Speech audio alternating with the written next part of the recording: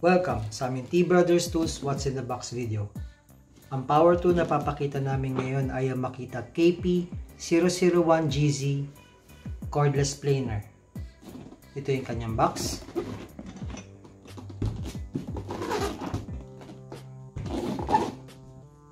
Check na natin yung laman. Ito na po yung laman ng box. Ito yung kanyang manual.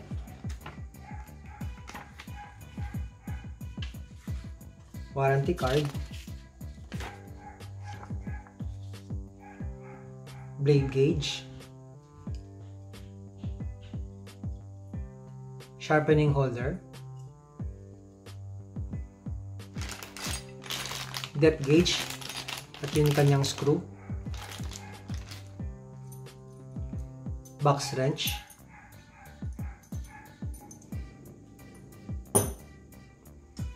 guide rule, screw.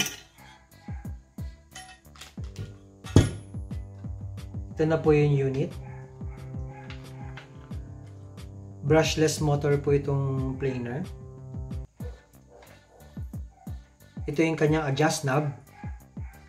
Kaya po ng lalim hanggang 4 mm. Dito yung dust chip extraction. Pwede lumabas yung chip dito, pwede lumabas dito. Ito yung kanyang cover. Kung gusto nyo lumabas dito, cover dito. Pwede nyo po ilipat yung cover dito sa kabila para dito lumabas yung dust. Meron siyang box wrench holder.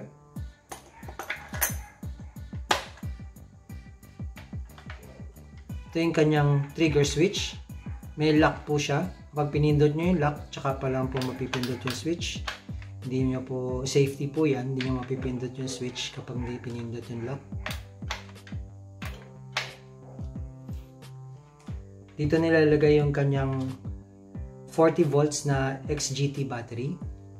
Hindi po kasama yung battery sa unit. Separate pong bibilhin. Bare tool lang po ito. Ito yung nilalagay dito yung wireless unit para ma-connect mo yung unit sa vacuum. Kapag pina-under mo po yung planer, under din yung vacuum. Pag pinatay nyo yung planer, mamatay din po yung vacuum. Ito yung kanyang base. Nasa 12 inches yung lapad ng base.